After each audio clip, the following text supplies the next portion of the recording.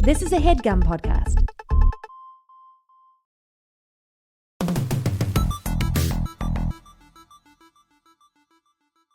Nick, Hey, Matt, you okay? Sorry I'm late. I had the craziest day. I had the craziest day I've ever had, and I'm shaking. I'm so scared. Yeah, right you now. seem like freaked out. I was driving home the other night, and I'm like a really nice guy. Yeah, one of the nicest. I'm so nice. What's maybe your best quality? That and that $1 million smile. Well, hey, come on now. There it is. Look, I'm seeing All it now. right, You showed it to maybe me. I'm not having such a bad day after all, but actually I'm having a horrible day. I'm sorry. I'm driving home. I see this guy on the side of the road. He's got his thumb out. A hitchhiker. He's got a familiar silhouette. I pull over and I'm like, holy shit. It's Mario. It's Mario. Mario was hitchhiking? Mario from the Mushroom Kingdom was hitchhiking. Okay? Get out of town. That's what I thought he was trying to do. He was he had his thumb out. Yeah. I'm like, where are you going, Mario? And he's going, I'm not going to do the accent because I don't think you're supposed to do that anymore. Yeah. I mean, I would do it. Yeah, of course you would do it. I just don't feel like it's appropriate. Yeah, I understand. He goes, I got some stuff I got to do. Yeah. Well, now you're kind of doing the Pratt Mario, so that it works anyway. Yeah, that's right. I'm doing Pratt Mario. So he goes, I got some stuff I got to do. Uh-huh. And he hands me like a wad of cash. He's like, you trying to make some money tonight? What the hell is this interaction? Mario is doing this? Yeah, and I'm like, look, this is not what I do. I was just offering a ride to a guy, but you don't have you for the hours and hours of entertainment you've given me over the years, your money's no good here, Mario. I'll just happily drive you to your destination. He goes, okay, drive. So he gave me the destination. I drive. He's like, drop me off in this alley real quick. I'm like, okay, yeah, sure, no problem. He goes up to this apartment building. He goes up the back way. I'm just kind of sitting in my car.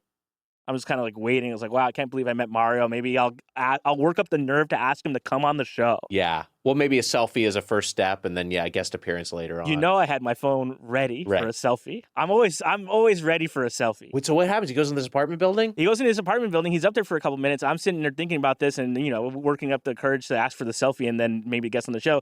Next thing I know, a body falls straight into my windshield from up above. God. Mario comes down, pulls him off the hood of my car, gets back in the car, goes, all right, next stop. And I go, whoa, what the hell? I thought something bad happened, somebody fell or jumped onto my car. But Mario, he's covered in blood. Yeah, well, I think what happened, Matt, is you forgot for a second that Mario's Italian. Oh my God, I forgot. No, I forgot. Yeah. That's what now they do. This whole thing is now just sort of making more sense. And I again, I won't do the accent. I won't do any of this stuff. We go to a bunch of different spots. We go to like a club. Yeah, you went to the Bada Bing probably. We went to the Bada Bing. You hung out with Furio, Paulie Walnuts. Oh my Christopher God. was there. I can't believe Silvio Dante, Johnny Sack. This is so embarrassing. Bobby Bacala Jr. was there. AJ. I can't believe Jackie Jr. Vito. Who did Joey Pants play? Ralphie. He was there too. Ralphie was there. The guy. The guy played by Joe Pantoliano. And we drove all around Los Angeles up until now, basically. Right. And it got to just a point where, look, we were having a good time. Yeah. He treated me right. It was scary. It was dangerous. But we ended up having a nice time. But it can only go so far. No. What, Matt? What happened? I can't believe I just knew I could feel it. Yeah. I just knew it was coming. Yeah. He just knew I had seen too much. Yeah. Before he could even try to pull a fast one on me, I freaking jumped on him. And then he got smaller. You jumped on Mario? I jumped on Mario. I had to. I had to squish him down. You did not have to do that. You smalled his ass? I smalled his ass. I had to do it. He's going to find a magic mushroom in our realm. He's going to go back to the Mushroom Kingdom. It was either that or, one in the back of the head from old Mario. I don't think you should be putting this on audio, honestly. You don't think so? I'm not sure if we should release this because I think you could find yourself in hot water. Well, I'd like to see any of these little Mushroom Kingdom Italians do anything about it. I mean, I don't know if there's a challenge you want to issue publicly. What are they going to do? Throw a fireball at me? There he is. Get him, boys. ow, ow, ow, ow, ow, ow. Oh, man, those look painful. Ow, they're just hitting me. Ow, ow, stop, ow, ow. Like I threw a green shell at you. Ow, doink, ow, ow. We look for our USB chargers and battle motion sickness as we discuss gaming on the road this week on Get Played.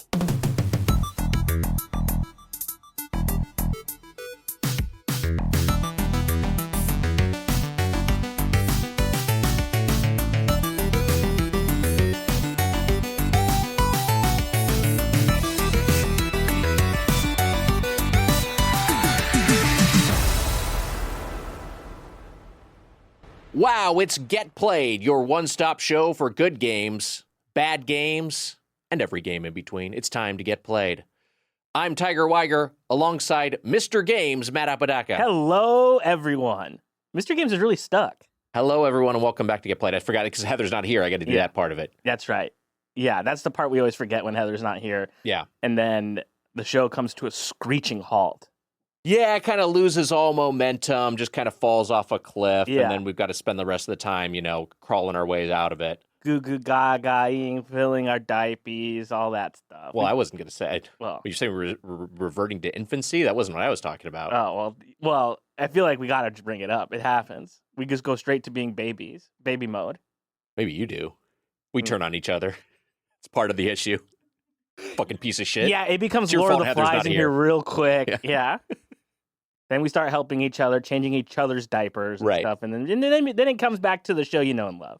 I mentioned it, I think, on the podcast before that they showed Lord of the Flies. My Boy Scout troop went on we go on campouts, but we went on like a weird leadership outing that was at a cabin. Mm-hmm. And so we stayed at some, I don't remember what, I don't know. We might have been staying at a camp, but it was someplace that had a cabin where we had like a TV VCR combo. And they showed us Lord of the Flies as like some sort of like, hey, this is how, this is this is like a leader. This is what happens when there's a vacuum in leadership. This is what things happen when people go wild. Really, there needs to be some sort of order. There needs to be some sort of hierarchy, and you all need to look out for each other. That was meant to be the message. But instead, it just led to all the kids chanting, "Piggy, piggy, piggy." I mean, kids are not We did equipped. not retain any bunch of 12-year-olds, just fucking psychopaths. They're not equipped for whatever lesson that was going to be, and that also the lesson doesn't work. Just chanting that as a chubby little boy, and I'm glad it's not me. And you're like, thank God, I wasn't perceived today. I've never seen it, but I just know about it. The book is better. I don't know if there's been more than one movie adaptation. There maybe the book is British and has a very British sort of affect to it. Oi, we lost in the woods, ain't it? That sort of stuff. That sort of oi, bruv. Wish there was cheeky Nando's out here. That sort of thing. Man, I'd do anything for a cheeky Nando's, bruv. Or a fit bird. There's a lot of that. But they do the silly walk, of course. Yeah, of course, right. Austin Powers' dad, Michael Caine, shows up.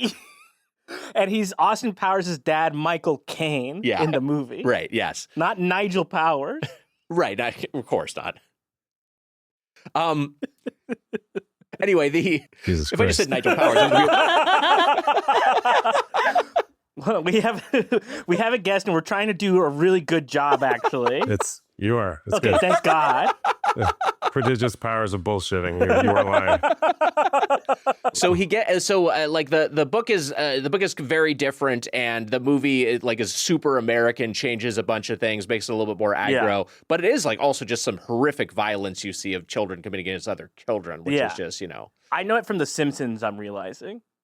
I think the Simpsons version of it is better than the movie version.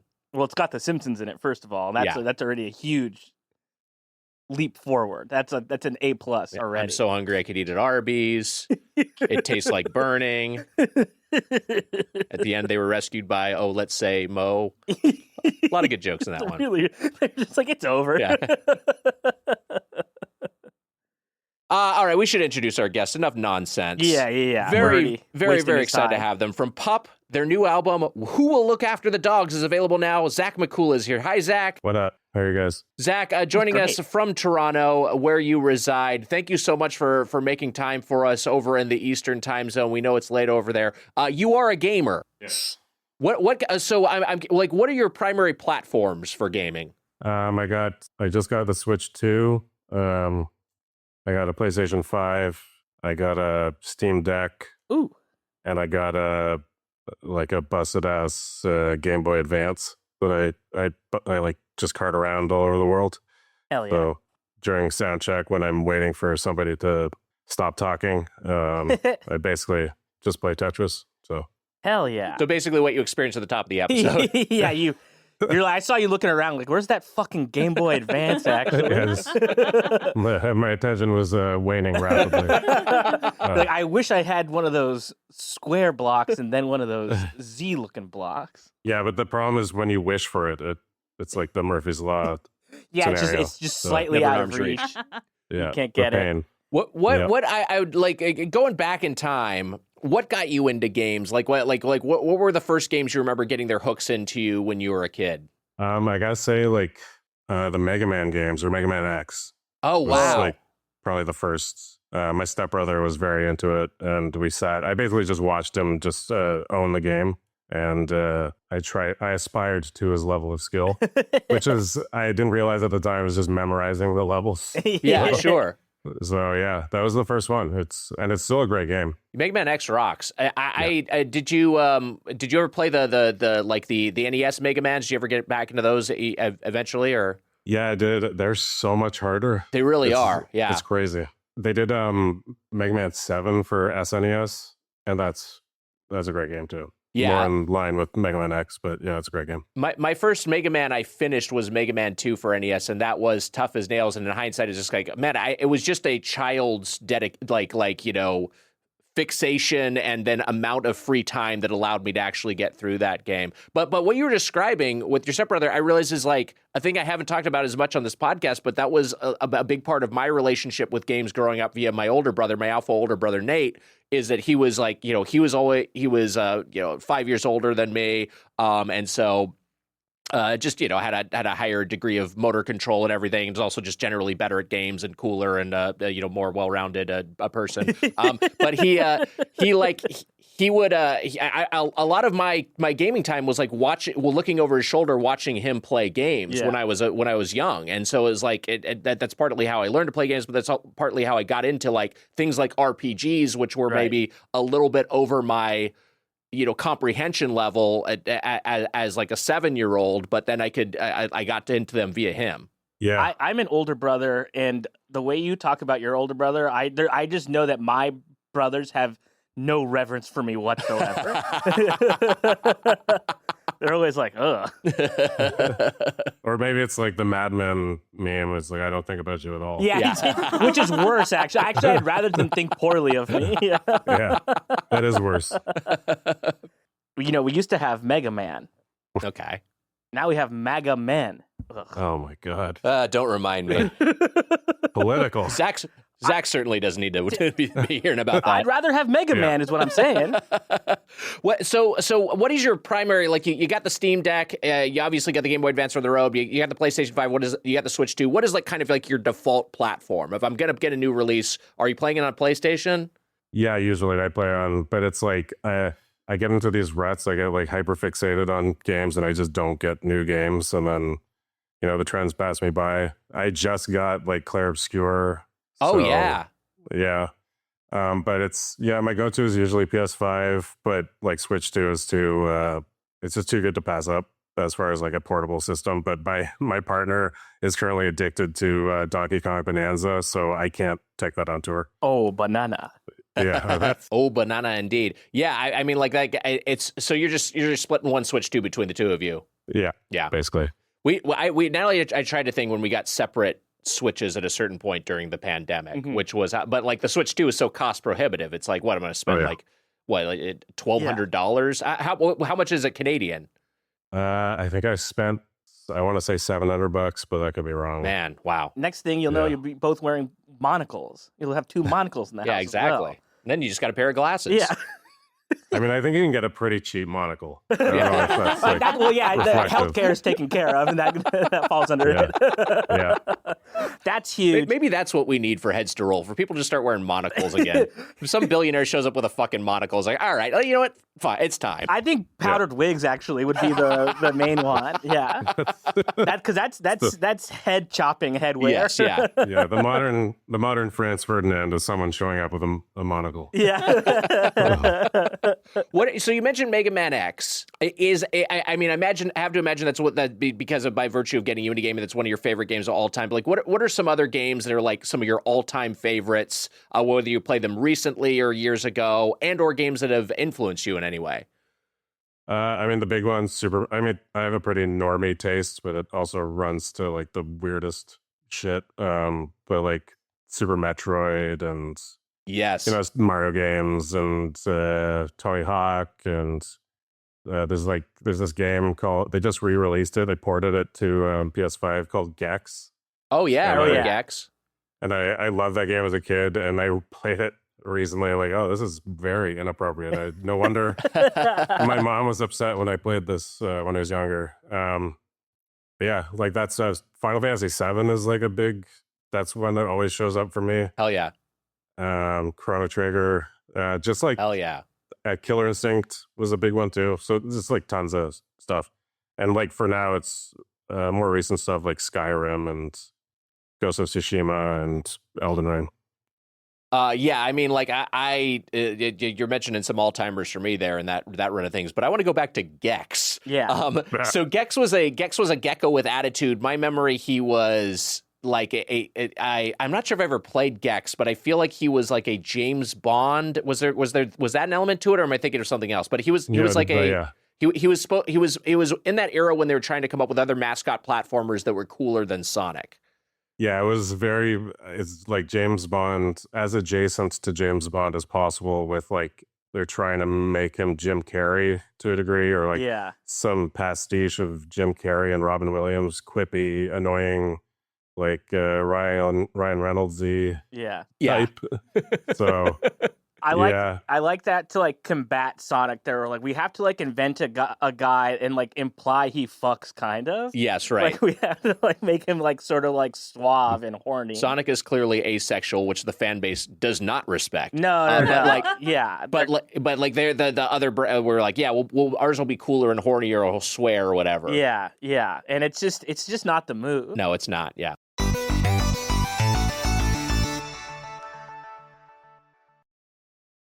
Here's the thing, guys.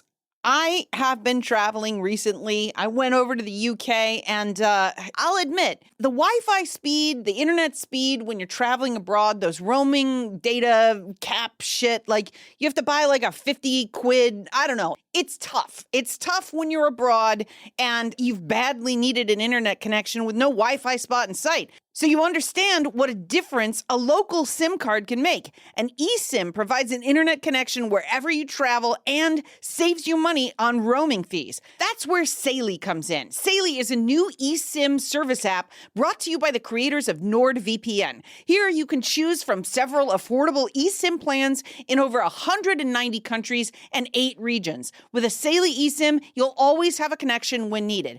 Download Saily once and you won't have to install a new eSIM for each country. You can avoid scammers selling fake SIM cards outside train stations and airports, and there are a lot of those guys, believe me. There's no more wandering around looking for a public Wi-Fi spot. With a Saily, you're always connected. They provide 24/7 support, and you get a full refund if your device isn't eSIM compatible. Download the Saily app in your app store. Use code GETPLAYED at checkout to get 15% off your first purchase, or go to saily.com/getplayed. That's SAILY.com/getplayed. Hey, buddy, is the state of the U.S. making you want to escape? Take the first step and learn the language before you go. Babbel makes it easy. Start speaking a new language with confidence thanks to Babbel's conversation-based technique that quickly teaches you useful words and phrases about the things you actually talk about in the real world. There's over a dozen languages available to learn at your own pace, so you can achieve your goals with a material tailored to your individual proficiency level, interests, and time availability. Me, I've been learning some Spanish or Espanol using the Babbel app. And I've been having a blast and making a lot of tangible progress. It is handcrafted by over 200 language experts. Babbel's lessons are voiced by real native speakers and built with science-based cognitive tools like spaced repetition and interactive features to fit any learning style. It's like having a private tutor in your pocket. For me, some of my favorite ways to learn a new language are personalized review systems based on my progress, designed for long-term memorization. There's Babbel Games, which are fun for sentence building and spelling reinforcement, and Culture Bites that deliver content and insider knowledge about the language. Studies from Yale, Michigan State, and other leading universities continue to prove Babbel works. One study found that using Babbel for 15 hours is equivalent to a full semester at college. With over 16 million subscriptions sold, Babbel's 14 award-winning language courses are backed by a 20-day money-back guarantee. So get talking with Babbel. I want you to learn another language, so I'm teaming up with Babbel to gift you 55% off subscriptions, but only for our listeners at babbel.com/played. Get up to 55% off at babbel.com/played, spelled BABBEL.com/played. Babbel.com/played. Rules and restrictions may apply.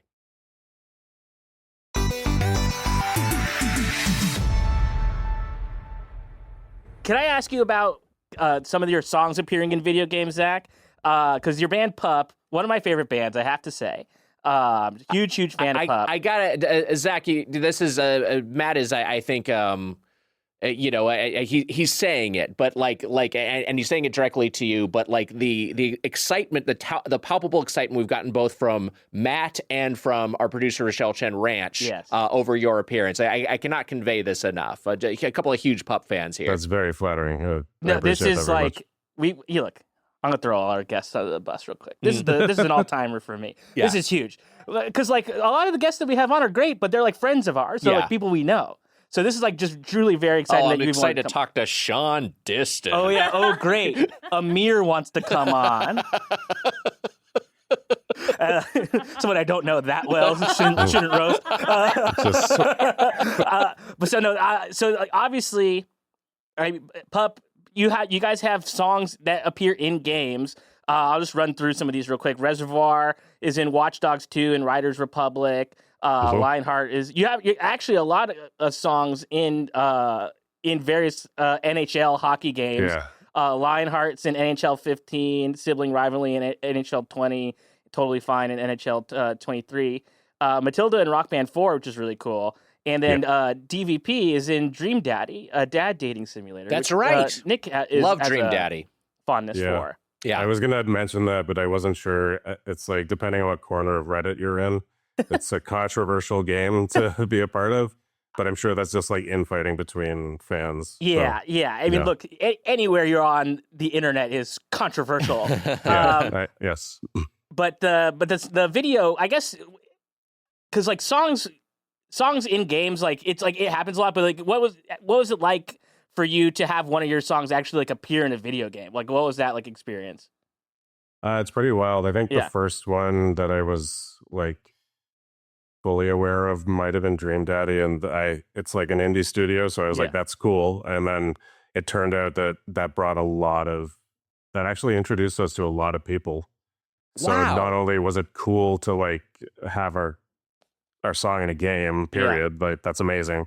But just like a lot of people started showing up at our shows. That was like one of the biggest like booms of first booms of fan base that we had was because of that game. That's really wild. Dream Daddy. That's fascinating. Yeah, it was cool.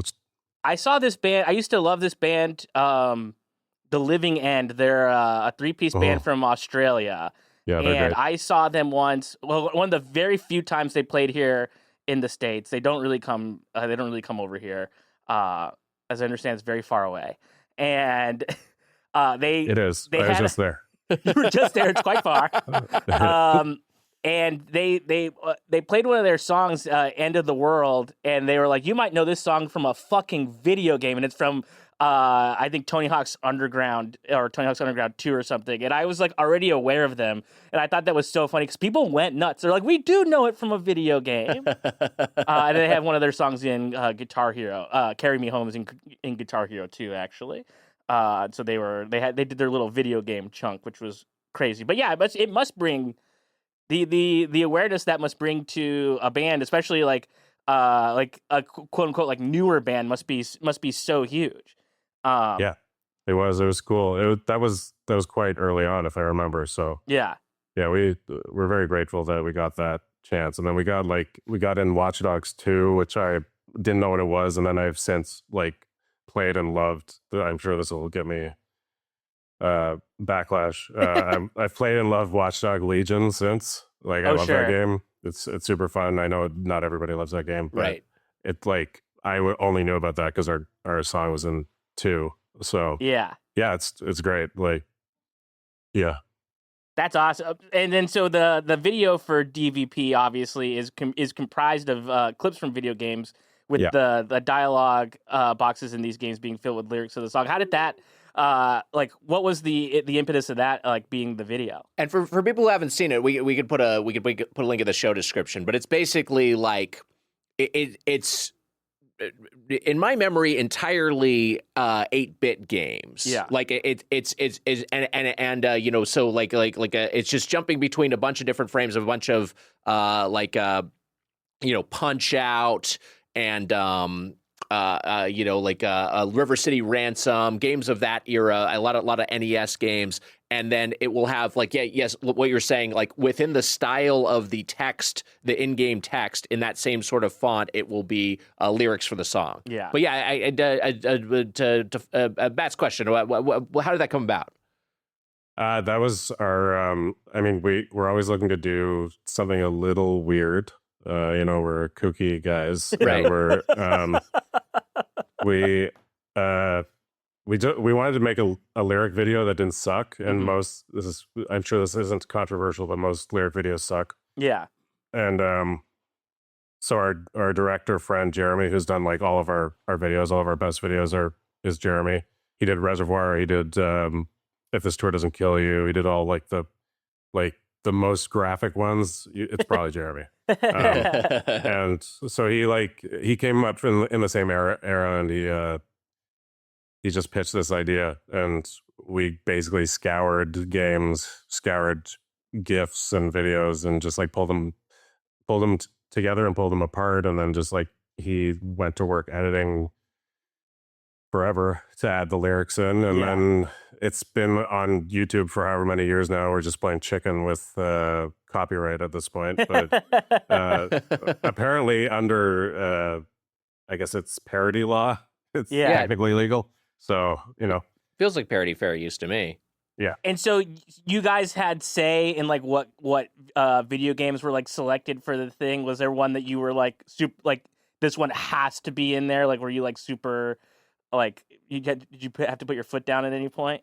I remember somebody specifically said Battletoads had to be in it. It's a good call. Yeah.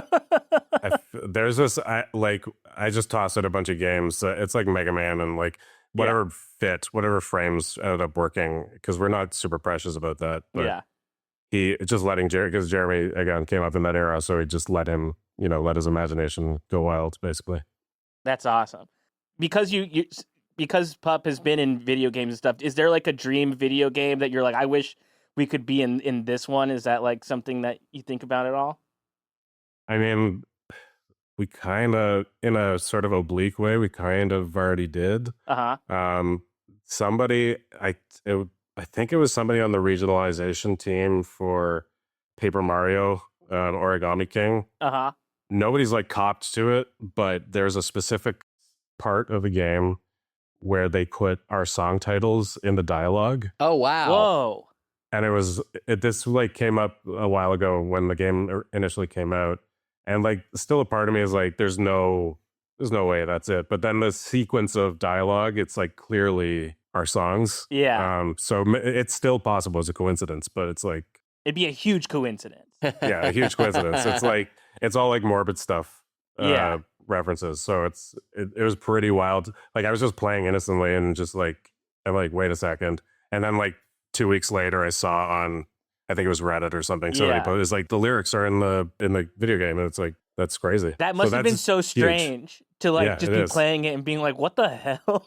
Yeah, it was wild, and it's amazing. Like that's kind of like, I've gotten what I want out of that. So yeah, it's cool. There also though must have been an element of Like, because that's like the dream scenario for the fan of Pup who's on the localization team, who's putting those Easter eggs in there, is that a member of Pup organically discovering it while playing the game. Yeah. That's pretty rad. Truly wild. Yeah, that's cool. Yeah. And then so you also make lots of different kinds of music, but you have like made original like video game compositions as well, correct? Yeah, like I mean I compose for fun mostly, but I'm trying to like that's a side of the business I'm trying to break into, because that's like the dream. I mean I've already gotten my dream and being in a band and like being able to live off being in a band, which is amazing. But and being kind of in Paper Mario, pretty cool. Yeah, that's huge. I could quit now, but it's like the next step. I feel like I just really want to cut my teeth on some indie games, and so like just practicing until then, just like biding my time, writing, and just like trying to, I don't know, worship at the altar of all these amazing soundtracks that are out there. What do you compose on? I have a bunch of stuff. I have like a sequential Prophet 6 here. It's a synthesizer and a Juno 106 and guitar, bass, drums. I have you can sort of see the electric kit behind me. Yeah. And Awesome.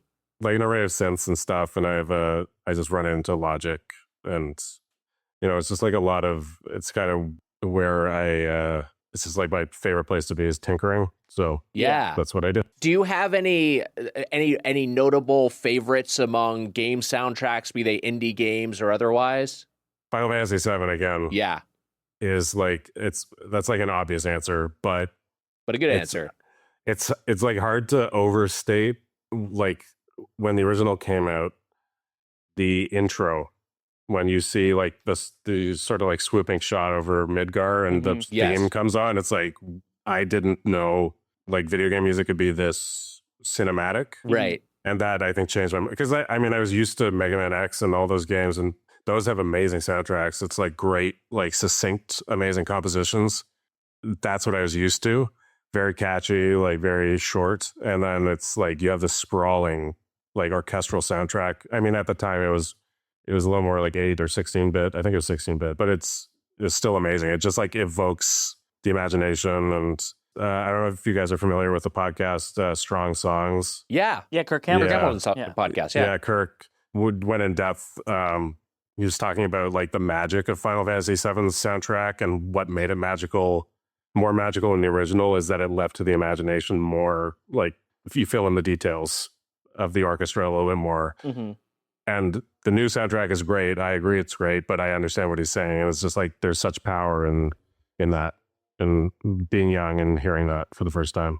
For sure. And so like when you're tinkering, when you're just kind of like doing it for fun, like are there other soundtracks that you're sort of like, are you making music with like a specific type of game in mind? Is it like a Final Fantasy type thing, or are you just kind of like whatever the mood strikes type of thing? It's a bit of both. Yeah. And it's like sometimes the best place to start is like try to make fun of something. Mm-hmm. And sometimes it's like it's easier to write music when you're making fun of something, I find. Wait, what do you mean by that?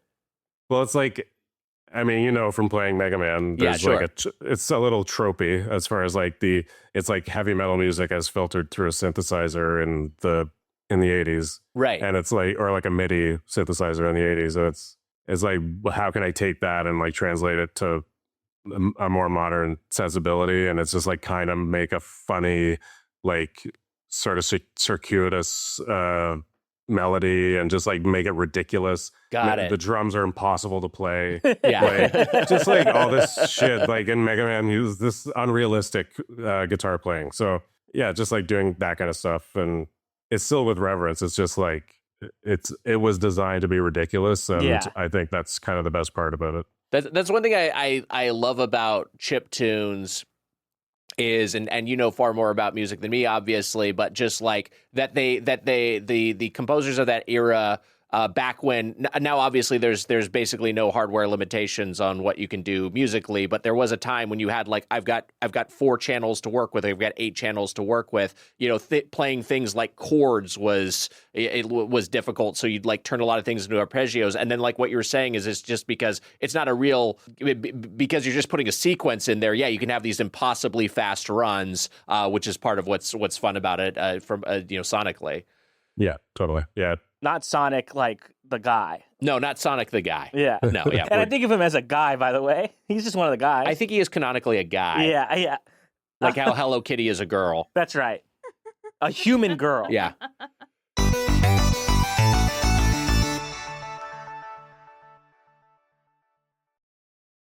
Some days, your brain needs a vacation your body can actually afford.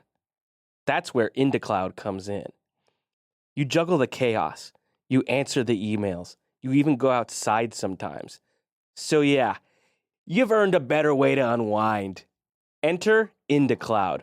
Federally legal THC in the form of gummies, pre-rolls, and flour, designed to turn hanging on into fully chilling. So, if you're 21 or older, head to indacloud.co and use code GETPLAYED to get 25% off your first order plus free shipping. That's indacloud.co, code GETPLAYED, 25% off, free shipping. Just a better vibe in your mailbox. So here's the thing. Look, I got sent some of this stuff, all right? I ate one of the orange soda gummies, okay? Now, look, I'll be honest. I'm a bit of a lightweight, all right? I'm not out here blazing it. I'm not over here, insert euphemism here. I'm not doing any of that, all right? I'm not always doing it. But when I do, I like to just chill out and relax. It made me very silly with my friends, and they all had a nice time enjoying IndaCloud. It sounds too smooth to be legal, right? But it is. IndaCloud's products are Farm Bill compliant, third-party tested, and made for grown-ups who want a buzz without the need to drive 25 minutes to dispensary. And that's just a fact. Dispensaries are 25 minutes from wherever you personally are. That's just how it is. More than 50,000 people already trust them because when it feels this good, it should also feel easy. Whether you're chasing deeper sleep, better focus, or just some peace between your streaming marathons, this is how adults get elevated now. If you're 21 or older, now's your chance to float above the stress because IndaCloud, see what they did, is giving all new customers 25% off their first order plus free shipping. Use code GETPLAYED or click the link in the show notes to claim your discount. That's indacloud.co, INDACLOUD.co. Use code GETPLAYED for free shipping plus 25% off your first order. Fill out their quick survey when you order to support this show and make your week way more enjoyable, all thanks to IndaCloud. Has this ever happened to you? You've been traveling abroad, you want to watch one of your comfort shows, or perhaps even a sporting event, and then because you're somewhere else in a different country that doesn't have that, you can't freaking watch it? Well, I got something for you. NordVPN. Protect your private data like bank details, passwords, and online identity.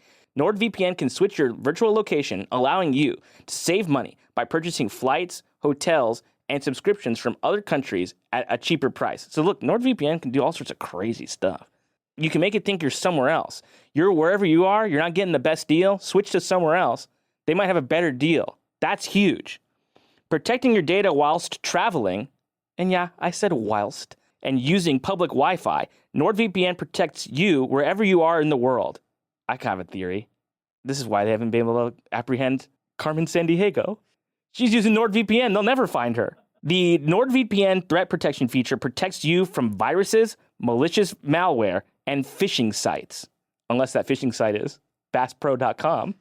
No protection required there. It's the fastest VPN in the world. No buffering or lagging while streaming and stops your ISP bandwidth throttling. ISP bandwidth throttling, a thing of the past with NordVPN. Premium cybersecurity for the price of a cup of coffee per month. Now that's what I'm talking about. One NordVPN account can be used on up to 10 devices. Your phone, your iPad, your mom's iPad, your laptop, maybe even your watch. Who could say? That's not even 10. You surely have some more. Perhaps a proprietary browser on a video game console or something. To get the best discount off your NordVPN plan, go to nordvpn.com/getplayed. Our link will also give you 4 extra months of the 2-year plan. By my estimation, that's 28 months. There's no risk with Nord's 30-day money-back guarantee. The link is in the podcast episode description box. NordVPN. You heard?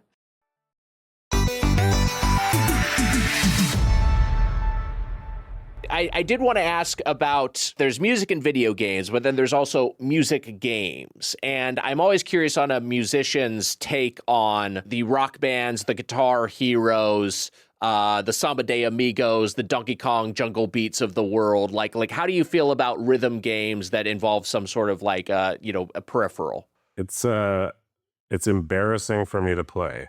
Is what I would say.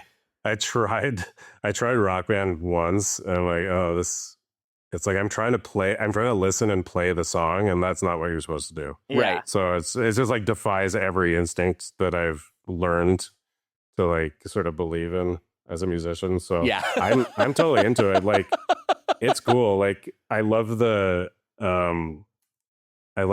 competitive nature of Guitar Hero and that stuff, and just like I love the sort of open sourceness. That's such a great thing. And people adding songs and like it totally getting insane. It's like putting a Dream Theater or a Dillinger Escape Plan song in Guitar Hero is amazing. Like that's so cool. And it, like, who knows what that means for exposing kids to like cool music. But yeah, I'm terrible at it, and I don't make a habit of playing those games. That's interesting because, like, yeah, you would as a drummer are more used to like listening and and playing along, but like the game is obviously so visual that like it's probably just like messing with how it's being processed in your brain like entirely. Well, I think it's more it's that, but like there's also a lot of visual in playing on stage. There's like a lot of communication, and the number of times like Steve has fucked me up from making a face at me like while we're playing, and it's just like we try to fuck each other up. But there's also like a perceptual delay that's part of it. There's also literally like it's still a video game, so you should be pressing buttons, not playing music. Right. And it's like you'd think I could marry those two factors, but it's like two parts of my brain that couldn't be further apart. So it just doesn't work.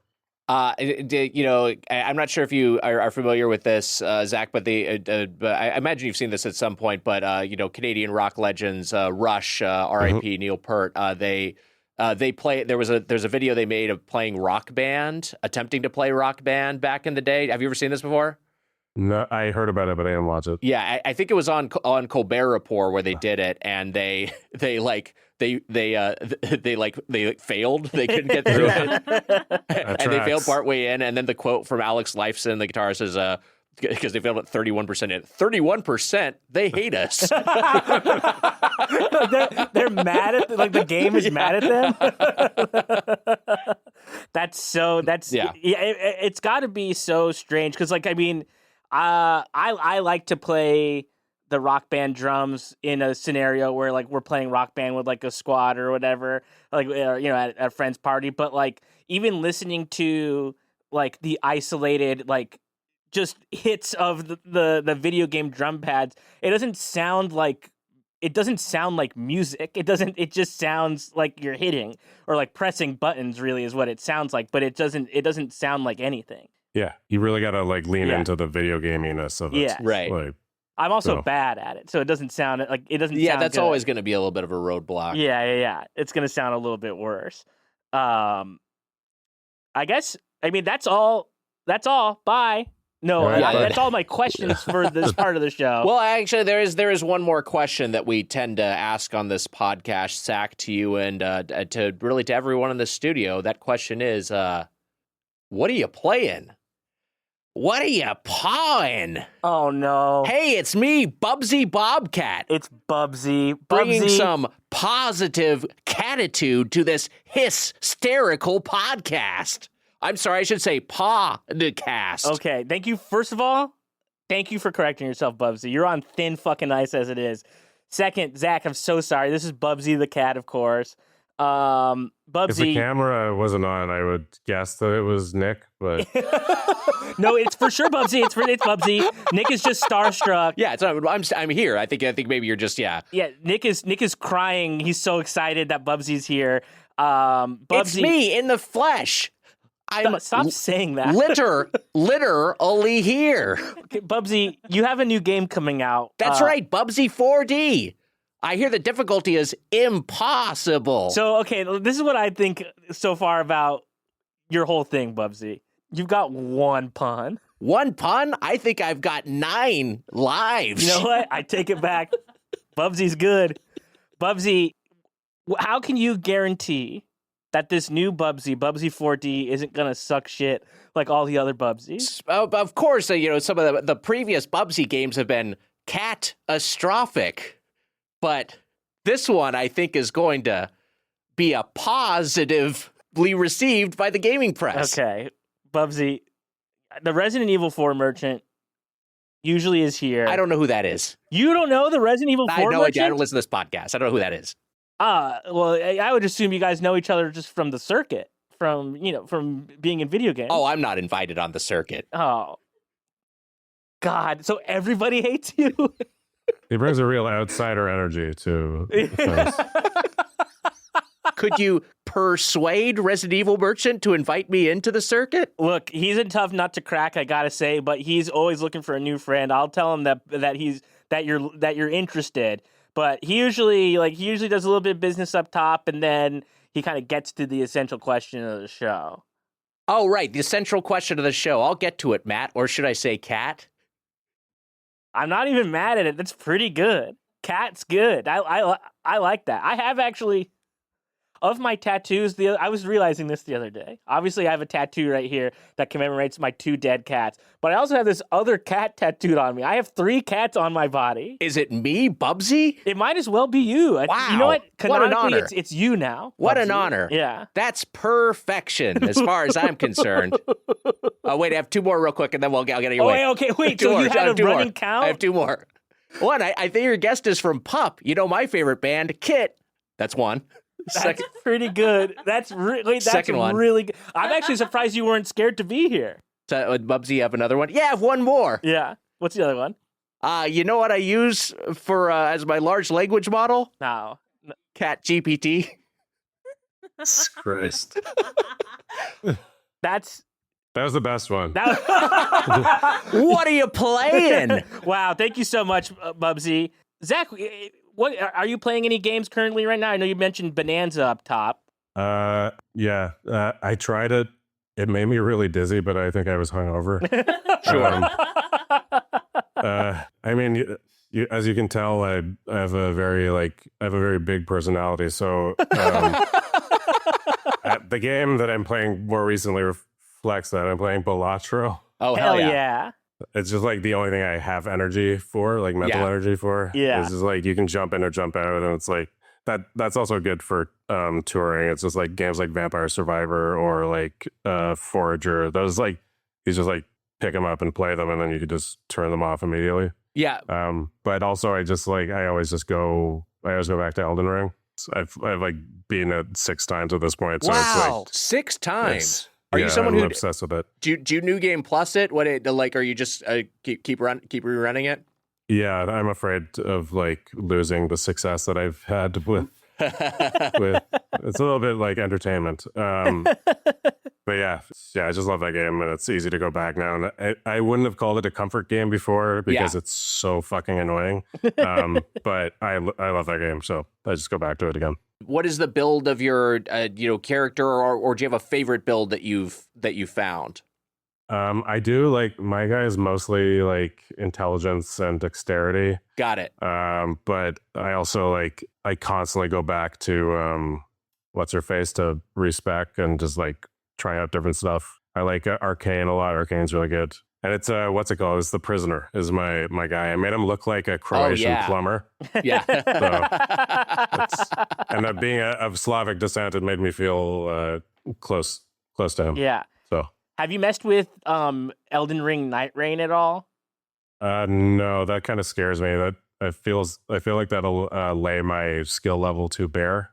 Yeah, it is. So. I will say it's because it's run based. It sort of is like a great equalizer, kind of. So like you're always kind of starting from 0, but you do sort of need a good squad going. So you need like two other pals that are as into it so that you can get going. You can do it with randoms. It's easy to do with randoms. I've done it with randoms, but you gotta just be, if you're gonna play with randoms, you gotta just be submissive and just like let the other guys. Just follow the other guys, and I just do what they're doing, and then I don't have any problems. Yeah, like I couldn't get. I mean, I know it's not the same because it's co-op, but I couldn't get into like the online stuff because you always it's just like some Gen Z kids Yeah. just come in and just like annihilate you, and then Right. you're like, all right, well, this is not a community spirit that I'm looking for in the most annoying game ever created. So I want to ask about Balatro because that's a game I've put a lot of time into. It's been in particular recently. I played it at launch, and then I was like, I got to get this off of my. I have to delete this from my Steam store because it's too my Steam library because it's too addictive.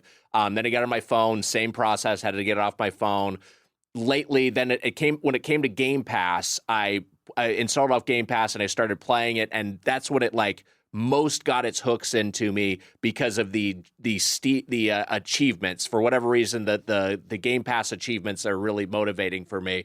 But it's such an incredible design and it's so playable. Do you have a particular deck or build you glom onto, or do you have a particular goal as you're playing the game, or you just riffing? I was thinking about this earlier. To make it sound romantic, I would say that I have a very Buddhist approach to Balatro, and that I move through it with curiosity, and I try to see what I can do with whatever disaster I'm handed. So Yeah.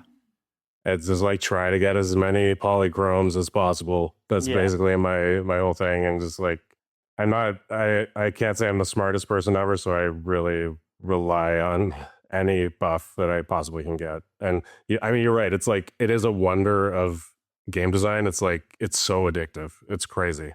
Like, and it just it's like turning poker and solitaire into a roguelike is like what twisted mind thought of that?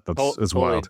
Totally ingenious. Yeah. The polychrome jokers are, they're basically bonus cards. It's a bonus that can be on an existing Joker that puts a 1.5x multiplier on it. So if you stack a few of those, but there's also cards that give X multipliers. And the whole thing is like balancing because you get like the plus chips, the plus mult. But then ultimately, once you get into the late game stages of your run, when you're trying to finish a run, the times mult is what's going to really give you those exponentially larger scores. So I will say that as great as the game is, there is kind of a narrowing of strategies as you get deeper into it because you just need so many points. And talking about video game music, that one track that plays the whole time you're playing is incredible. What a track. So good. I mean, but by design catchy because you have to listen to it. Yeah. So, yeah. Do you ever hear a song like that doesn't have any drums and think, I could really add something to this? There's nothing my drumming does that improves any song. Not true. Is what I've learned. Matt, what are you playing? Well, I have a big announcement. Wow. And that announcement is I finished Death Stranding 2 on the beach. Wow. And now let me just tell you something about this. I didn't mean to. I just didn't mean to. I didn't want it to be over. Yeah. I've been playing this game so patiently and so just measured and just like doing a bunch of side things and things like that. And last week when we talked about Bonanza, I talked about how that game overstayed its welcome for me a little bit, but I still ultimately really enjoyed it. This game, you could play this game forever. Yeah. Here's the thing. I think I played it for like 80 hours. I played a lot of it. I didn't want it to be over. Like the story that moves through the chapters, if it didn't have any of the other stuff in it, the story's not that long.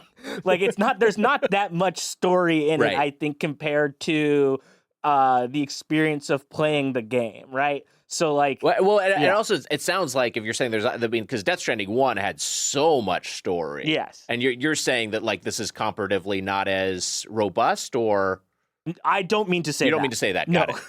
Because similarly to the first game, a lot of the story stuff is on the back end.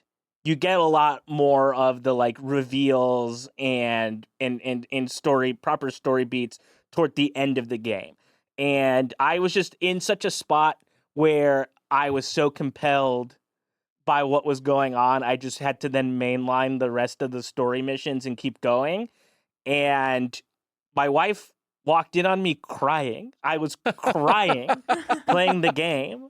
And like in the middle of, I'll say, a long cutscene, but it was, and she was like, "Are you okay? We had somewhere to go." Yeah. Like afterwards, and then like Compose when we went yourself. out, when we went out, I was in a bad mood. I was like not in a good mood because I had just been crying. But it's a stellar, incredible game. I'm gonna be thinking about it for a while. It's gonna be tough to beat for game of the year for me so far. Wow. And then How many times have you and your wife have that same interaction, but it's you playing Kingdom Hearts? I mean, look, more than one. The answer is not 0. She's just like, "What the fuck is this?" You're crying over Donald Duck? Yeah. What the fuck's going on? He didn't heal me. He doesn't heal. I've already moved on to something else. Look, I'm still chipping away at Hollow Knight. I'll just update you on my Hollow Knight progress real quick. Silksong comes out when this episode drops in a couple of days. Yeah. I don't think I'm finishing it before the drop date. But I'm at an encounter with Hornet in the Kingdom's Edge area, and I'm getting my fucking ass kicked because I've had months and months off of Hollow Knight. Yeah. But I've relearned how to play. Rochelle Chen Ranch, our producer, do you remember this fight in Hollow Knight? Yeah, that was a really tough fight. Yeah. Yes, and because it's a small area where you're fighting, and then she has this now ability. She's faster and more aggressive in this area. You talking about Ranch? Yeah, Ranch. Yeah, that's why I prefer Studio G. Yeah. But then she also is able to sort of string these barbs in the play area, and so while you're jumping and dashing around, they can get in your way and damage you also. But I've gotten close, so I know I can do it. So I'm still doing that. But since I was loving Death Stranding 2 so much, I was like, I gotta go back to the original Metal Gear Solid 1. I've never played that one before. Messed around with a little bit of that on my Vita. And then I was like, I want to play this, but I know Sean Diston, big Metal Gear Solid 5 guy, has been haranguing the three of us specifically, me for a long time, to be playing Metal Gear Solid 5. And I think he wants to come on an episode. He wants to come on an episode and talk about it. It's his favorite video. It might be his favorite piece of media. Like, he loves it so much. And so I played Metal Gear Solid 5 Ground Zeroes, rolled credits on that, which is it's a separate game, but it's basically a single level of a game and then long cutscenes. And then I started Metal Gear Solid 5, but then something happened. Metal Gear Solid 3 Delta, Snake Eater comes out, and Snake Eater is my third favorite video game of all time. Right. I think those top 3 are maybe all tied for 1 depending on the day, right? In which is, of course, Kingdom Hearts 2, Pokemon Gold, Metal Gear Solid 3, Snake Eater. Yeah. I had to see what was going on. I had to see if they massacred my boy or not. And let me tell you something. It's good. It's like, wow. It's just exactly the same shit. It just looks better and plays a little bit better. Yeah. It plays more modernly, certainly, and there's some quality of life to it. But they didn't change anything. It's exactly the same game. And now it's probably like the way I'll replay it as I've replayed it over the years. I've played this game so many times. It's nice to have a new way to just replay an old game, and I'm playing it right now. And look, my wife caught me pressing R1 to get a closer look at something, if you know what I mean. Oh boy, okay. Jesus. She says, "You can do that in this game?" I was like, "They practically make you do it." Kojima's a freak. Yeah, that's right.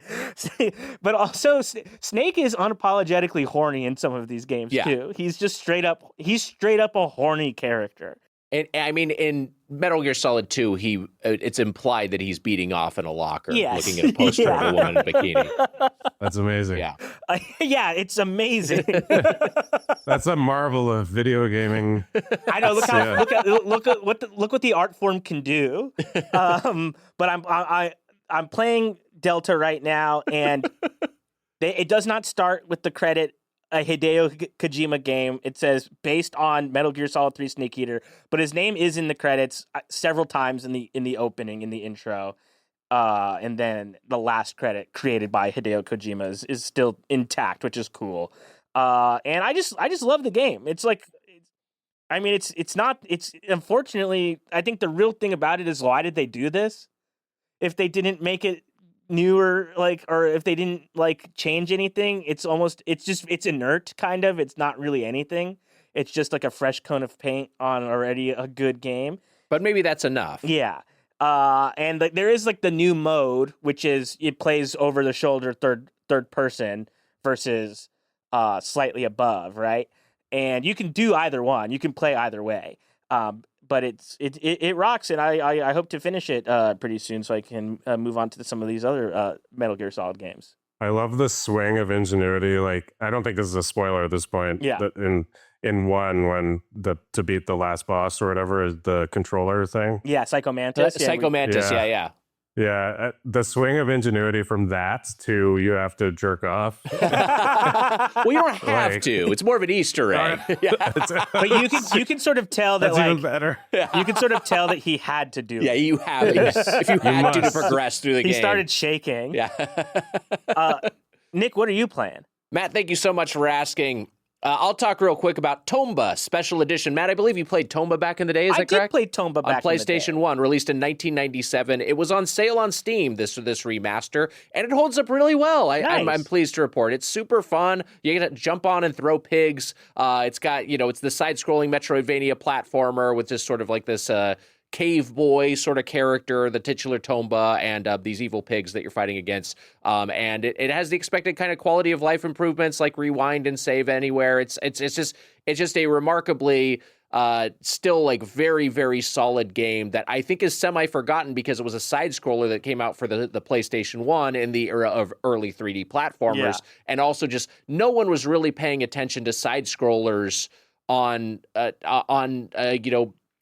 PlayStation at the time. I feel like that was everything that was like, all those games that were impactful were on, Nintendo and Sega. And now there's obviously like a big market for these as throwbacks, but it kind of it was kind of ill-timed in terms of when it emerged. But it's a great game. It was directed by Capcom veteran Tokuro Fujiwara after he left the studio and joined Whoopee Camp, which Fujiwara, a legendary designer, directed a Commando, Ghosts and Goblins, and Ghouls and Ghosts, Bionic Commando, also Sweet Home, which has been called the original survival horror game. Oh, wow. Anyway, I was looking for some more context on Fujiwara, and I found this Polygon piece, How Resident Evil 2 Fell Apart Then Became One of Capcom's Biggest Hits by Alex Aniel. I'll just read a real quick bit of this that pertains to Tomba.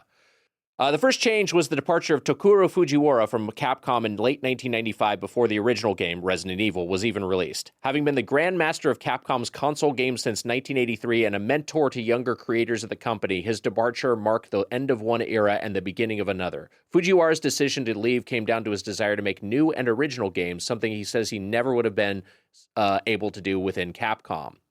Quote, outside of Resident Evil, Capcom wanted to continue making franchise titles like Street Fighter. Meanwhile, I wanted to develop original games, but didn't look like there'd be any opportunity to do so in the foreseeable future, Fujiwara says.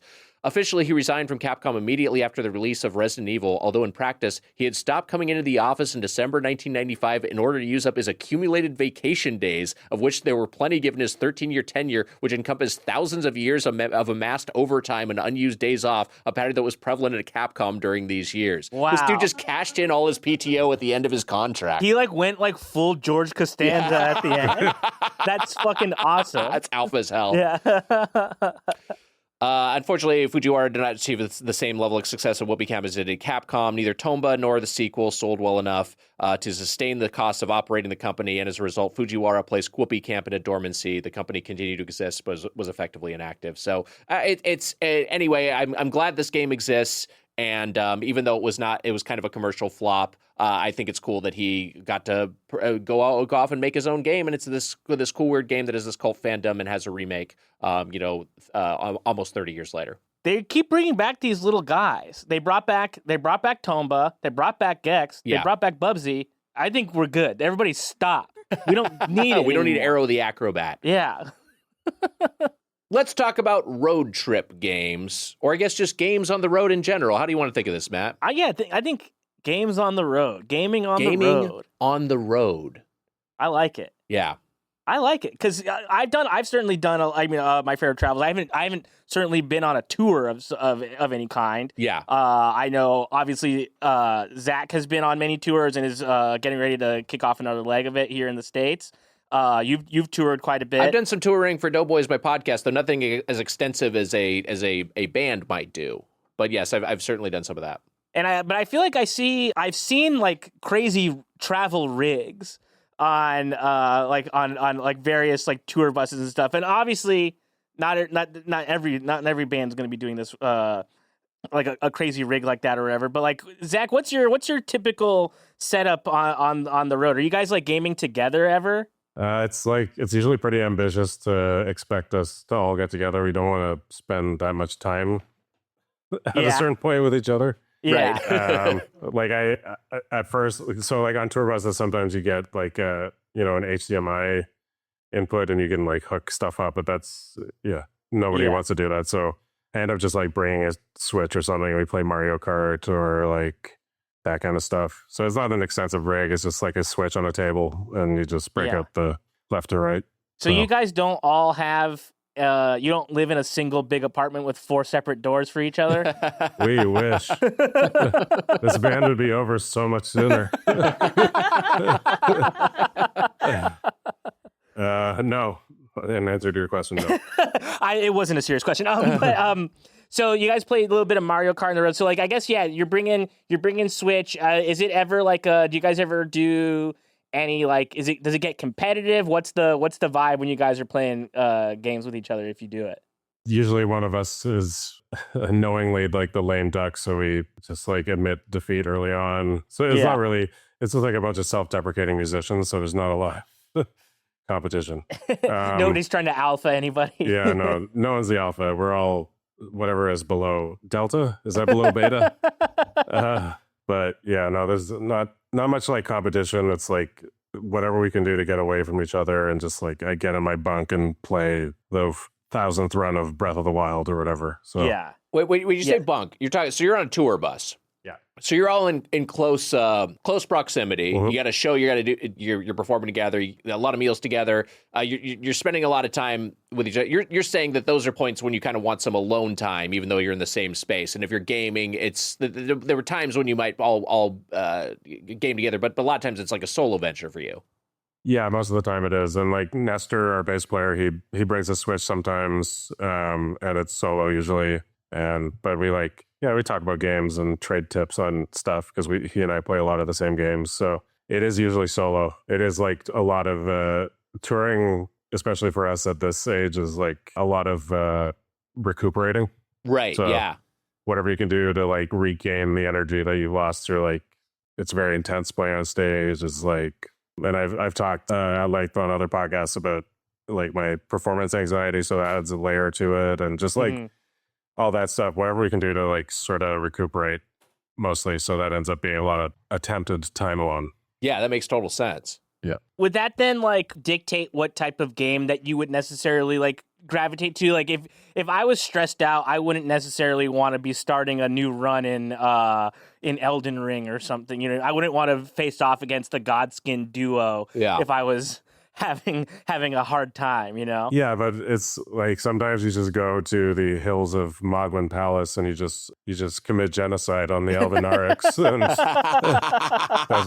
it just takes the edge off. It's like going outside for a cigarette. I've never smoked, but I assume it's like that.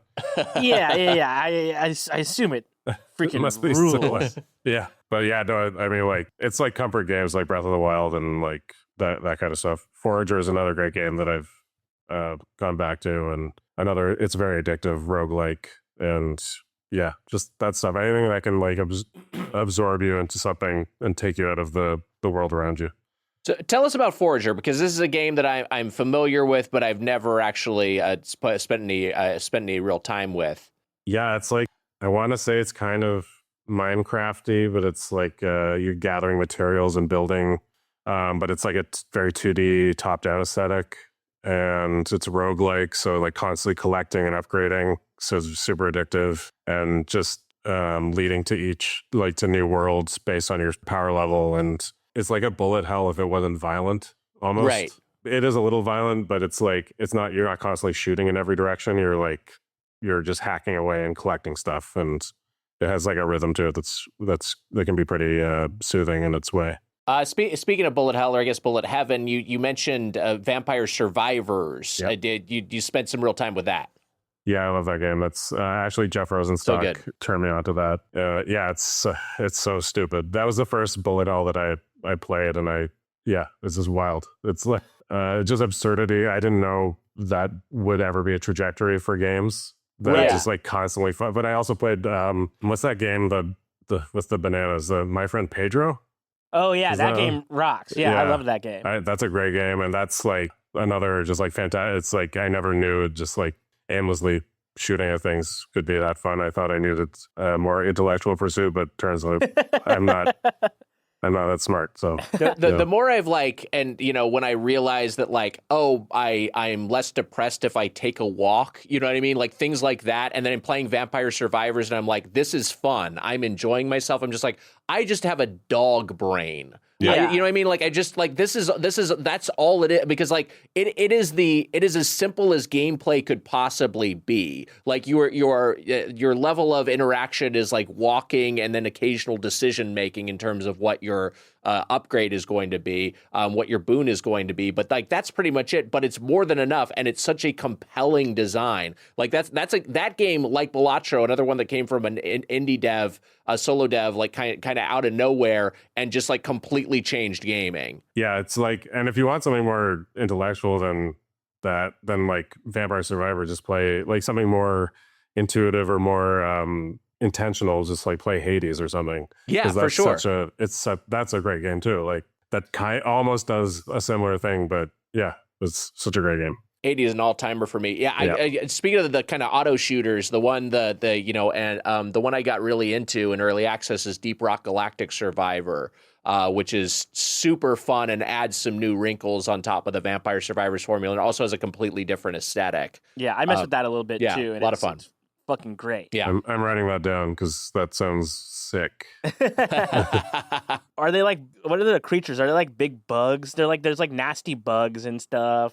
It's like it's pretty cool. A lot of bugs, and then you're like mining stuff. A lot of mining. Yeah, it rips. I think the thing about it's still technically in early access. Yes, the thing for me when I'm like packing a bag for travel of any kind, I'm often thinking about what's coming with me for gaming, and it's going to depend on the situation, right?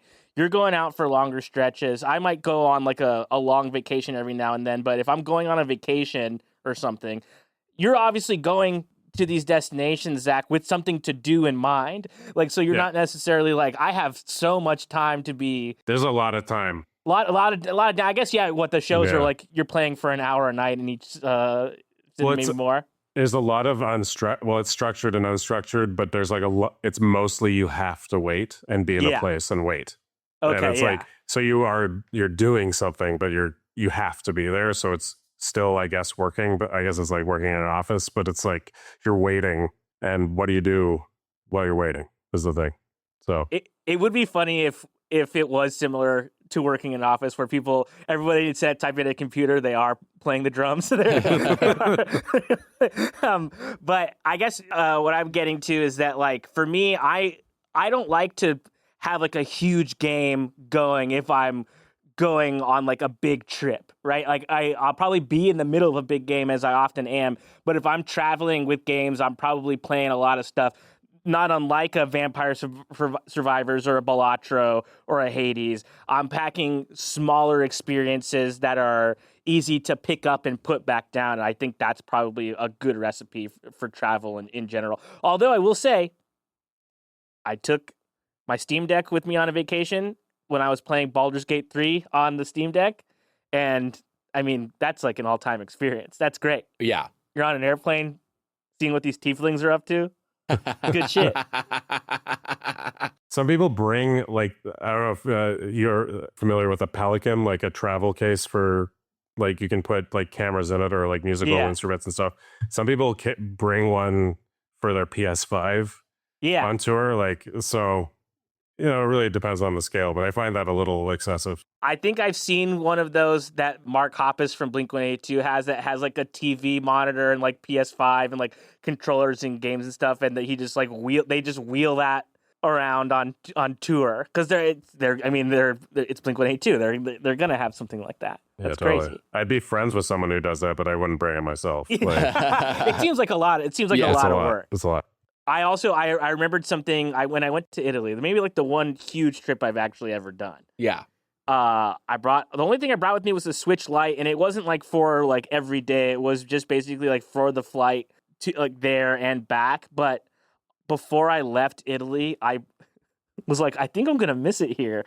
And the Assassin's Creed Ezio collection was on sale, and you can see the Vatican like in the game, and my hotel window was overlooking the Vatican, and I was like, I gotta get this. I'm gonna miss the Vatican. And like downloaded it and played it on the plane because I didn't want to leave Italy. Do you get a quest from the Pope? Yeah. I think you can fight the Pope in that one. Wait, really? I think you can That's fight sick. and kill a Pope. Wow, Yeah. that's wild. Hopefully Hopefully But it's a then bad they Pope. just regenerate. It's like, what's the point? It another becomes one behind stronger. Yeah. But I always pack a couple of things when I'm traveling. I'll pack like the big one, which is like the Switch or the Steam Deck. I have a PlayStation Portal, and that is not great for flights. That's great for Nick is laughing at me because he thinks it's bad. No, I don't think it's bad. Nick's a Portal skeptic. I'm not a Portal skeptic. It's an interest. You choose to spend whatever you want to spend your money on. And see, there it is. It's a veiled criticism. Might is it not be a purchase I'd make, but that it's your life. It's your here's the thing. If you bought it, you would have already thrown it away. But the thing that I love about it is that it works for me in several use cases. One, I only have the one TV in the house, so sometimes I'll be watching a show with my wife. But it's good for like a weekend trip if I'm getting in the car, going to Palm Springs where it's too hot to be outside. I sit in the AC. I'm playing Death Stranding 2 in the AC on my Portal, having a nice time with that. But I also like to take something small with me, be it a Game Boy Advance. I have this Ambernic RG34 that's like a Game Boy Advance form factor emulator, and that thing has been going with me quite a few places, and it's awesome. I really love that thing. Zach, you mentioned your Game Boy Advance. Is that something that's also like a staple of your touring experience? Yeah, it just lives in my backpack, basically. And what are you playing on that? Usually, I mean, Tetris is the easiest go-to, but like Metroid Zero Mission. Oh, hell yeah. And I bring my Pokemon Yellow from like when I was in grade school. Yeah. Still have the game saved from back then. And another good one, the Zelda the Minish Cap. Oh, yeah. I love that game. It's a great game. So yeah, I carry all four of those with me and everywhere. The Minish, like diminish. Yeah. Because you get small. I was self-conscious about how I was saying it, and now that you said that, I feel justified. I feel better than justified. Correct. I feel edified. I have an analog pocket, but also this Ambernic thing doesn't take cartridges, but I have an analog pocket that then does take cartridges. But for that, I have a flash cart that has a bunch of games on it, and that's always so great because I'm always afraid to lose cartridges. I think cartridges, especially these Switch cartridges, they're at an all-time size deficit. These things are small. They're so small. They're too small. You could really lose them. I'd hate to lose a cart. I know I'm going to lose something, so I'm obsessive about where I put things. And then, of course, I'm too clever, so I'm like, oh, I lost. I put it somewhere stupid, thinking it was smart. You put it in the ultimate safe space, and then it's outside of your mind. No one can find it, including me. What kind of Game Boy Advance do you have? It's the like clamshell black. Black SP9. Oh, nice. Yeah. And is the Tetris you play on Game Boy Advance, is it Tetris Worlds? Which one was it? It's Tetris DX. Oh, Tetris DX. Yeah. Oh, so you're plugging a Game Boy cart into your Game Boy Advance. Yeah, it's real awkward stuff. It's sticking out there a little bit, but you are playing the game. You're playing the Game Boy version, which is like the better version.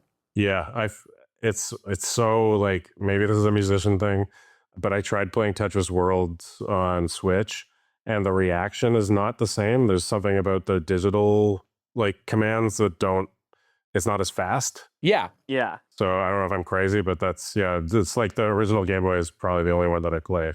I don't think you're crazy at all. I think the fan consensus is the Game Boy version and the NES Tetris are like the kind of the definitive Tetrises. Yeah. And I know in competitive play that they still use the NES Tetris because the Tetris company has a control over how like the games that are licensed now, and they have a lot more.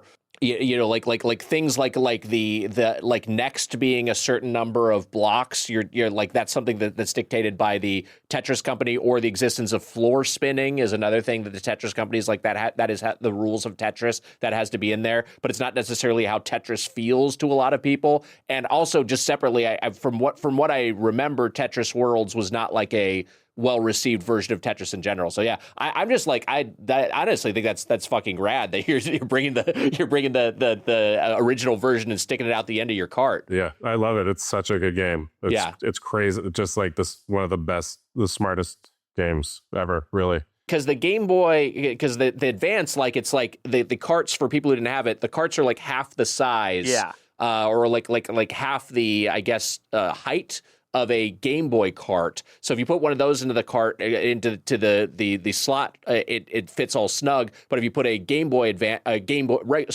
regular Game Boy or Game Boy Color one in there, it sticks out the back real awkwardly. It does, but there's something about doing it where you kind of feel like tough shit, kind of. Yeah, sure. You're kind of like, I don't need any of these fucking new games. I'm OG. Yeah. Exactly. No, that's awesome. Me and my boy Alexei Pajitnov are out here. Repping. Have you messed with Tetris Effect at all? No, I haven't. Like, I'm not very adventurous with Tetris games. Is that a recommendation? Should I get into that? This one, if you're not adventurous with it, this one might be a bridge too far. This one is, I think, it's very adventurous. It's very trippy looking, but it's got some great music in it though too. I think. Sweet. Okay, yeah, I'm into that. I'll take some mushrooms, a whole pile of them, and then try to play Tetris. Maybe not with this. You might get trapped in the game forever. That's all right. This world is not great, so let's. And you know your way around the blocks, That's so right. you might be all right in there. Nick, what do you do when you're traveling with games? So I was really into traveling with a Switch Lite for a time. It's so good. Yeah, the Switch, because the Switch Lite, the unibody, construction, and it is actually lighter. I was enjoying that. Now, if I am going to travel with the Switch, I will take my OLED Switch. Yeah, because it's just such a better screen. Although I'm always like, I treat it like a Fabergé egg. I'm so worried about like losing it or damaging it. It's just like, well, you cradle it like a baby. I do cradle it like a baby. Yeah. Give it little kisses. Yeah, tuck it in at night. I breastfeed it. Yeah, I was gonna say you put it right up to the teat. Anyway, a lot of times it'll be like whatever Switch game I've been playing, I would just continue playing, right. Even if that was something a little bit meatier. Although I do agree that in general, I like a game like, Vampire Survivors, which was mentioned, or like Into the Breach, which is like a roguelite. That is a tactical game that you can basically stop playing at any point and then resume later. It's great for with any sort of run based game are kind of good. But like, I also try to travel light, especially when I'm touring now. And so sometimes I'll be like, how much time am I really going to have to play a Switch? Yeah. And is a better use of packing space like one book? Mm-hmm. And then if I want to play games, that will be the time I will deploy Balatro on my phone again. Yeah. You know what I mean? I will load that back up. I will say there was a game, I think it was Civilization Revolution, and I can't remember if I was playing this on Switch or on my phone, but it was a Civ game that was a lot more mobile friendly. That was like a simplified rule set that I got really, really into, and that was something that I was playing on the road a lot. It was like perfect for playing on a game and passing some time. I just remembered something that I did when I was a shitty teenager. We went on a family trip, and where we went completely escapes me, and you'll understand why in a second. I don't remember where we went for this trip because I brought my PlayStation 2 with me and my brand new copy of Prince of Persia: Warrior Within, the second in the Sands of Time series. And I just remember playing that the entire time we were on this family vacation. It was like some golf trip for my stepdad. It was just like we all just went. It wasn't like a let's all spend some time together type of thing, which it probably should have been. But I remember two things from that trip. One, playing that game the whole time, and then also watching the unrated Anchorman DVD. As a family, we did that as a family, of course. And then I remember on a flight in the last couple of years, I was playing Street Fighter 2 with my wife on my Switch, and our neighbor across the aisle saw us playing Street Fighter and asked if she could get in on it, and we like just passed her a Joy-Con, and then also we just made a friend on the plane. It was really fun. Wait, so how you're each holding one Joy-Con playing on the same Switch? Is that how it's working? Well, it's multiplayer, right? It's so multiplayer. You're yeah. using the Joy-Con as a single controller, and then you're just I'm M. Bison, and my wife is who does she like to pick? She likes to pick. Was she playing Blanca at this time? She likes the freaky characters in these fighting games. She doesn't like the single like man or like woman character or anything like that. I cannot imagine playing a game against my wife. Really? Me playing a fighting game against my wife. First off, she'd kick my ass. Yeah. Look, sometimes I'm just like, I have to just show my wife that I'm better at something. Dominate. Yeah, at anything. But for me, that like couples gaming is like we'll do something co-op, not necessarily one-on-one. But every marriage is different. No. Some people thrive on conflict. Yeah. My wife gets in there though. She's very good at. She can beat me at fighting games for sure, and she'll win at Mario Kart if I'm not careful. Keeps it interesting. Keeps the spark going. But then I just thought it was such a funny move of this complete stranger on the plane to be like, "Can I play?" And we were just like, "Yeah, I guess." Like, sure. And then we had a nice time. She let us borrow a pen when we needed a pen on the plane. It all worked out. The old the forums that they give you. Yeah, they make you fill out all these freaking forms. I guess for me, I always bring like a Switch or like a big one, and I bring like what's become sort of an everyday carry for me is my 2DS XL, because that's just pocketable, and I sometimes wish that was my phone instead. I wish that the 2DS was my phone because I like it more than my phone. It makes me happier than my phone does. It is pretty cool. It had a cool form factor, if I remember it correctly. Do we think there's got to be a Switch 2 Lite coming down the pike? I don't. I wonder if the first upgrade will be an OLED version, an OLED screen. But yeah, I bet there'll be a Lite at some point. They made such a big deal about the magnetic Joy-Cons and in the mouse mode. I almost wonder if they just like would skip. Because how can you do the mouse mode with that? Like if that's going to support is going to be required for some games. Yeah, that's a good point. Maybe that was like I played Origami or Paper Mario Origami King on Switch Lite a lot, and there's like stuff in that game that you like. It's like then annoying to do because in Origami King you need to like move the Joy-Cons in like a certain way, and you just can't. I can't. It's like a screen tap in the. Or something, you have to press some button or whatever, but it was not as fun to play on the Switch Lite, I remember. Yeah, Breath of the Wild had a couple of puzzles like that too. And it just drove me. I'm so impatient, so it just drove me nuts. Yeah. The Switch is tough with gameplay like that is tough if you're traveling because you don't want to be wiggling your arms in front of anybody. That's for private. It keeps people away from you is what I'll say. Somebody blowing onto my microphone. Weird mechanic. I did want to shout out, this is not a game I played on a road trip, but a game that's about road trips that I played came out this year. I talked about it earlier in the podcast, but Keep Driving, which is just like this cool, like chill, like sort of pixel art game, and you pick your car and you just get on the road and you drive around, you go to different places, you pick up hitchhikers, and it's very open road, like just sort of like kind of had this aimless feel to it. But I really did enjoy my time with it. I remember wanting to check that out. It seemed really cool. It's also like kind of like an early 2000s element to it, which is like part of the like a little bit of nostalgia hit. I was just thinking about that time. Yeah. Like very recently and how, God, we had it all. It's interesting because we didn't even have it all. Like, it was like things were still bad, but it's just like less bad. But, and it's just like, you got to go back even like further to where like things were like I guess maybe the 90s was the closest to things being kind of okay all around, maybe. Because, you know, but like a little bit before that, it's like, shit was fucking bad. I would go back as far as like the third guy on the like the evolutionary chart. Like, I think that's like probably like the third the guy who's starting to stand up. Yeah, that's when actually all his problems started. I think maybe one before that is probably the sweet spot. Go back in time and just push that guy over a little bit. Yeah. No, you don't. Yeah. The chart just goes back down to monkey. Yeah.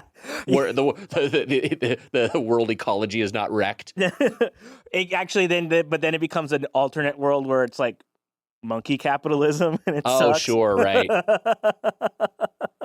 That said, I mean, gaming on the road, a big thing for me is I get motion sick if I'm staring at screens, and particularly on, and Zach, I imagine the sensation on a bus is a little bit different than being in a car, but that's such a roadblock for me as far as gaming on the go. Man, he's good. Yeah, depending on, again, how much I've had to drink the night previous. Definitely get motion sick playing video games on the road. But yeah, like a bus is more stable, so it tends to not sway too much. But there is the existential terror of being locked in a lightless box. And you're trying to play a game, and it's things are happening, and you don't know what it is. So it's, so that's another thing to think about, I guess. Ranch, I know you travel. I don't know if you'd say frequently, but I feel like you've logged a lot of miles. Do you have you're someone I know has taken your Steam Deck on the road. You'll sometimes play something on the go. Yeah, that's like my only handheld. Yeah. At this point, and it is like quite beefy. Yeah. It's a big boy. Yeah, I've been always making room for it for sure. What a way to describe the Steam Deck. Beefy. It's beefy. It is beefy. It's not incorrect. After holding it for a while. Yeah. It has to be put down. I get this ad on Instagram for this like fucking pillow. I've seen that. Oh my it's God.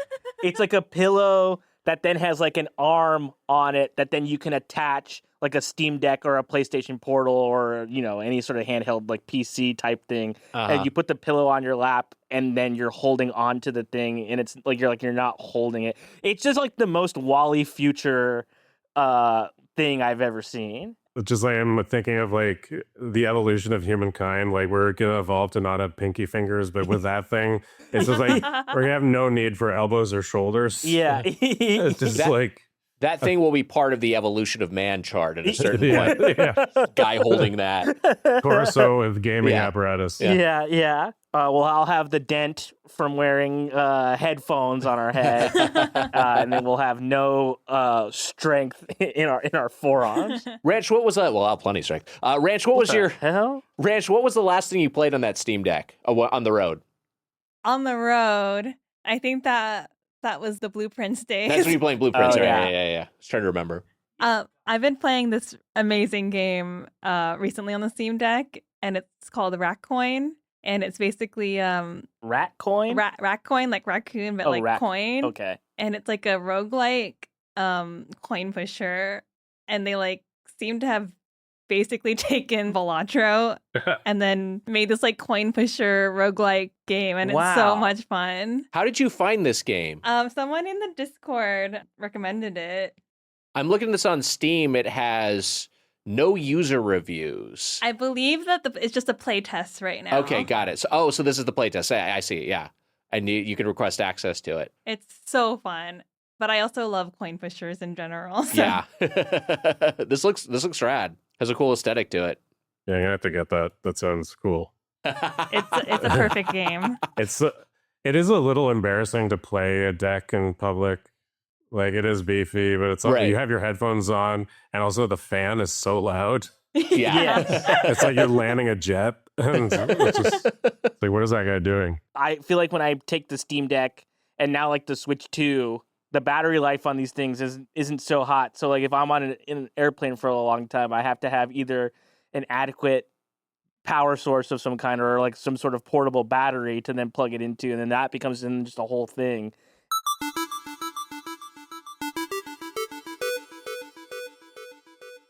Shall we do a segment? Let's do a segment. I didn't know what to title this, everybody. Basically, what I'm going to do is I'm going to name some video game characters, and you're going to tell me what kind of instrument they play. Okay. I don't know what to title it. Oh boy, what were they playing? What were they playing is, here's the thing. That's really good. Yeah, it is pretty good. That's okay, now he's just saying his own shit's good. This segment's called What Were They Playing? And I'm gonna name some video game characters, and you have to tell me what musical instrument they play. Okay, great. So some of these are easier than other ones. Here we go.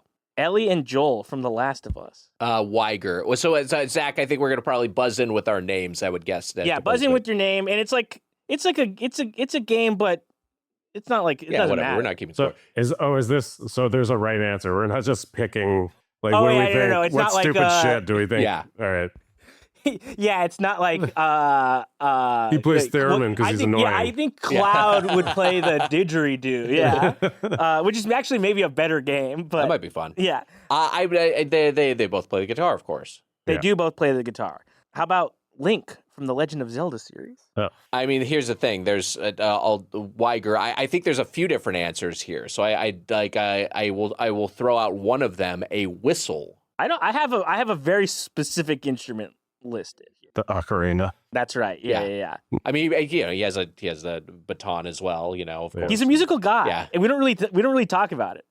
It's pretty cool, actually. Not to get too serious, but Yeah. the whole series, just like the things that revolve around music, like even before Ocarina of Time, it's pretty sweet. Yeah. I do remember playing on a Nintendo 64, and where I realized you could pitch up or down the ocarina when you're playing to make like half steps, so you could play like different, like you could expand the amount of notes you could play. Was like, oh man, this is so cool. I had no idea. That's crazy. I should try that. That's cool. How about this one, Mr. Bones? Mr. Bones From the game Mr. Bones. So you're going from The Last of Us to The Legend of Zelda to Mr. Bones. That's the progression? Mr. Bones. Okay. I just saw it and was like, I was not aware of Mr. Bones, and I like him now. I like Mr. Bones. Zach, is it a ribcage xylophone? Pretty good guess. I wish that was the answer, because he is Mr. Bones after all. I'll take another guess based off of the name, a trombone. No, but that's all two great guesses. He plays just like an electric guitar. What the fuck is this game? What is Mr. Bones? Mr. Bones is like, he's just like a guy. I don't know what kind of game it is. How did you find Mr. Bones? I typed in video game characters that play instruments. Mr. Bones for the Sega Saturn. Heather would know Mr. Bones. She might know Mr. Bones. Yeah, she probably would. This was a I'm just reading from the Wikipedia here, because Mr. Bones is a 1996 multi-genre video game conceptualized by Ed Annunziata. The soundtrack to Mr. Bones was compiled entirely and performed by Ronnie Montrose, with cutscenes and art assets done by Angel Studios. The player takes on the role of reanimated skeleton, working to prevent the magician who revived him from using his undead army to ravage the world. Oh, got it. That's a lot for a skeleton. He is on the cover. I imagine you can't see this where you are, Zach, but it is guy. It is a skeleton with a guitar, just absolutely fucking shredding. Yeah, exactly as described. He looks really cool. you just like it, like just like it's like question number 1 is on The Godfather. Question number 2 is on Jurassic Park. Question number 3 is on You Can Count on Me. Just like My Dinner with Andre. Yeah, exactly. Just completely jumping to something way more obscure. I just I didn't want them to all be so easy. No, yeah, I like that one. I like learning about Mr. Bones. We all learned about Mr. Bones today, and I think our life is like better. Yeah. He looks great. I like knowing about Mr. Bones. Yeah. How about this one? I believe I don't know if this is the correct pronunciation, so this is going to give us some trouble. Eiko from Final Fantasy IX. Eiko? Oh, E-I-K-O. I should know this. This is like one of my favorite games ever. E-I-K-O. I think it's Eiko, actually. Boy, I can't remember. Yeah, I do love Final Fantasy IX. What the fuck does Eiko play? Wiger, I'll say a lute. Nick, you're very close. And not the instrument, but perhaps the word. Flute. Aiko plays a flute, specifically the angel flute. Okay, Aiko is because I was trying to place which character it was. Aiko is the little girl with the bow. I don't want to be that guy, but Ranch that was in my head. Yeah, that it was flute. But I think Zach gets a point. No, I don't think so. You should take 2 points away. No. Okay, how about Cass, the Traveling Rito from Legend of Zelda Breath of the Wild, a game that's come up quite a bit today. Zach, that's the accordion. It's an accordion, that's right. Cass plays an accordion. You know, you always hear him playing the music. I love it. Cass is really cool. Yeah. Cass is a really cool guy. How about this? Steph Gingrich from the Life is Strange series. I haven't played the Life is Strange games, so I just a wild guess from me. I will just say the keyboards. Incorrect. Zach, you want to guess any instrument? Perhaps maybe one that you're acutely familiar with?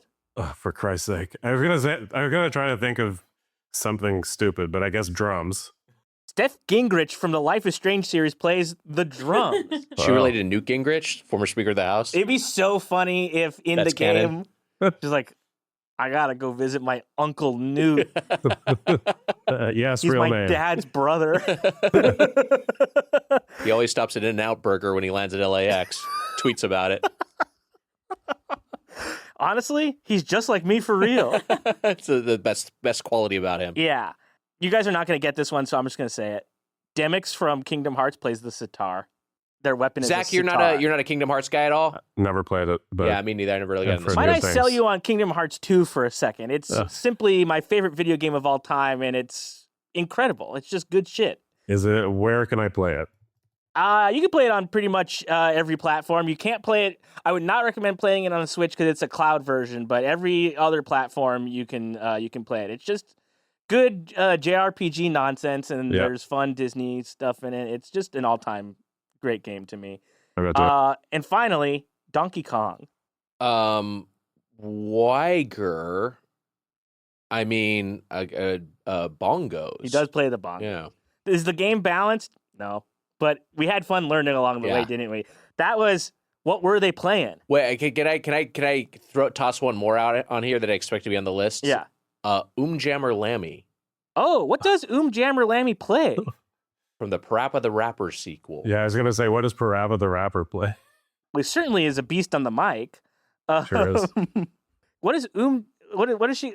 Jammer Lammy plays guitar. Oh. Yeah, it was a guitar playing lamb. She shreds.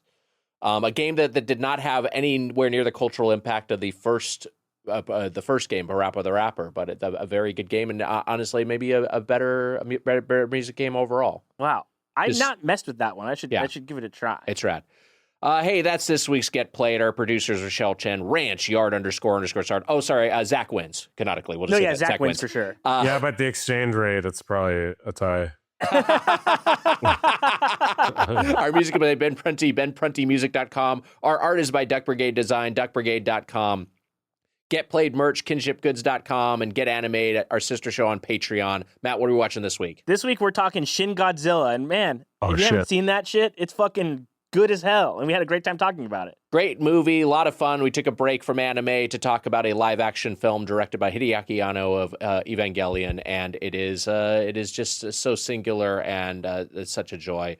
And also a joy, Zack Mykula, having you on the podcast. What a thrill. Thank you so much for giving us so much of your time. Pup is the band. People know Pup. They should check y'all out. Anything in particular you would like to plug? Just our records, which I think you already did, so who cares? And we have a tour coming up through the United States. We'll be everywhere, so come to the show. Yeah, if they're rolling through your city, first of all, go to their website, check out their great website, check out those tour dates. They're touring it's a co-headlining tour with Jeff Rosenstock, and then Echo Astral is also on the tour. Pup is one of my favorite bands to see live, and you will not be disappointed if you go see them in your town. So go get some tickets and have the fucking night of your life. That's very nice. Thank you. And Zach, like that Tetris DX cart sticking out of the back of your Game Boy Advance, you, my friend, got played. Thank you so much. Sorry, man. Thank you.